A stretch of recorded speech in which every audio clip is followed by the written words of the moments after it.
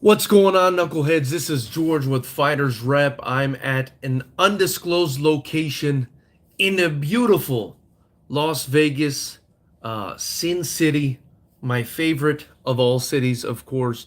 And to, I wanted to make this video as a preview and prediction to the big fight tomorrow for the WBC Heavyweight Championship of the World.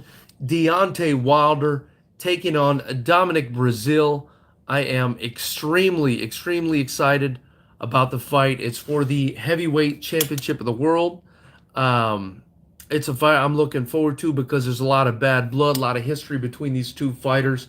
And I wanted to give my thoughts on the fight and also do a live stream. I've never done a live stream really before in this fashion, discussing a fight or previewing a fight. So I'm pretty excited to do that. So first things first, I think I want to get into who I think is going to win and why.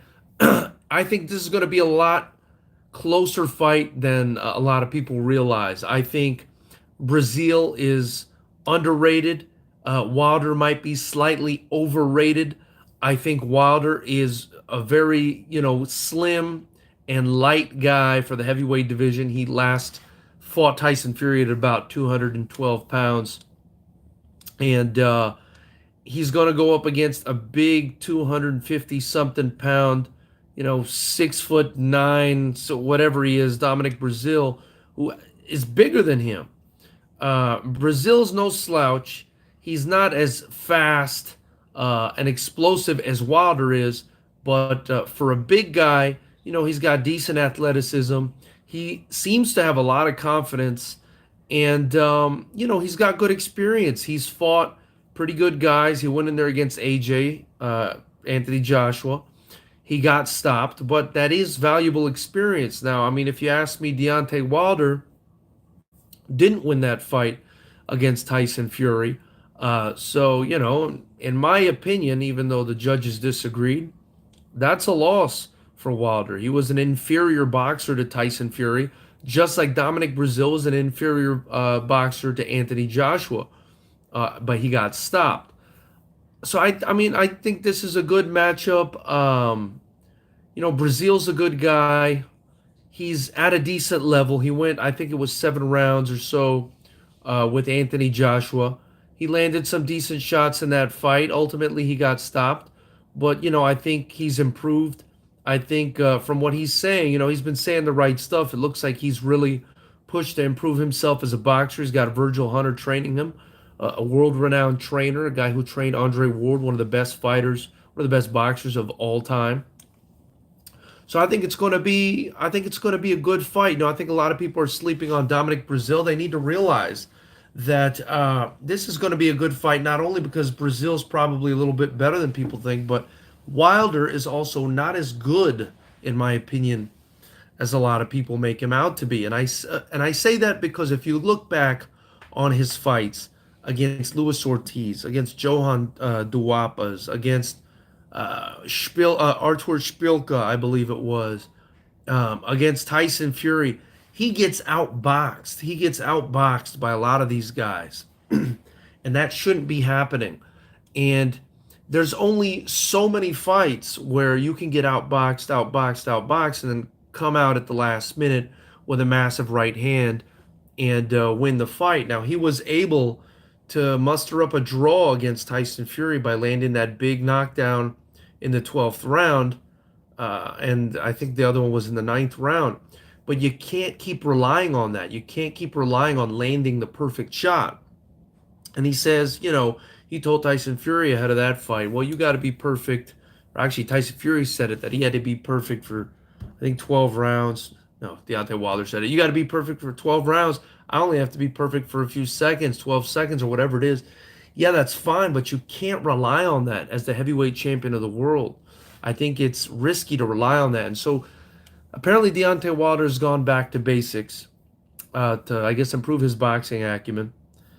But it looks to me like Breazeale's has really worked hard. I mean, if just based on what I saw in their training footage, I felt like Breazeale has improved quite a bit. And Deontay Wilder kind of still looks like the same Deontay Wilder. I hope he proves me wrong because I am. Now, this is going to segue into my prediction. I am going to predict Deontay Wilder to win this fight. And I do think he could probably stop Dominic Breazeale in the late rounds. That's probably what's going to happen. Somewhere between the ninth round and the 12th, I think Deontay Wilder knocks out Dominic Breazeale. I think, but I do think it's going to be a lot closer than people think.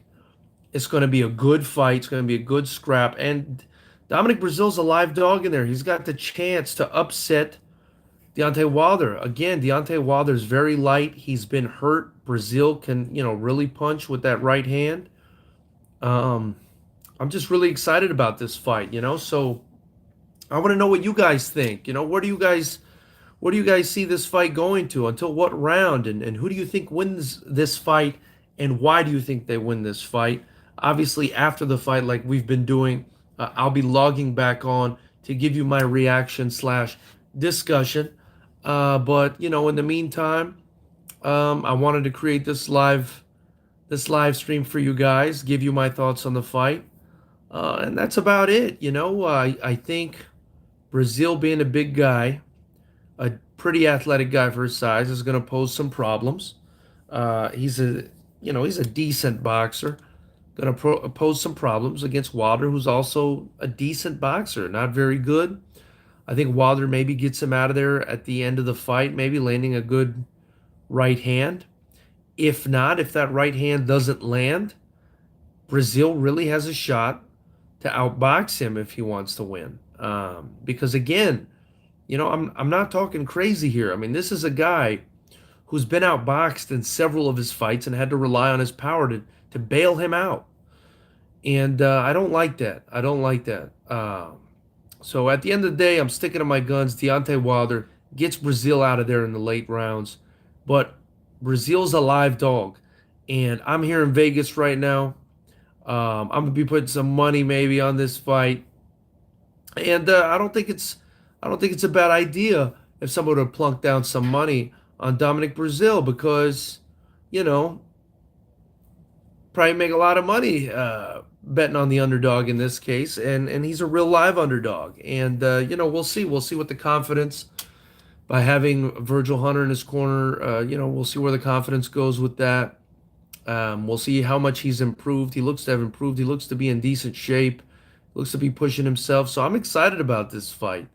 And one thing I wanted to add to is it's a real shame what's sort of happened to the heavyweight division. A lot of people say the UFC is a monopoly, but this kind of thing wouldn't happen in the UFC where you got the three best heavyweights not fighting each other. I think everybody would have expected Tyson Fury and Deontay Wilder to fight again immediately after that last fight, and it didn't happen. And I don't know if this causes the fight to marinate some more, or if this kind of hurts the allure, kind of hurts the sport.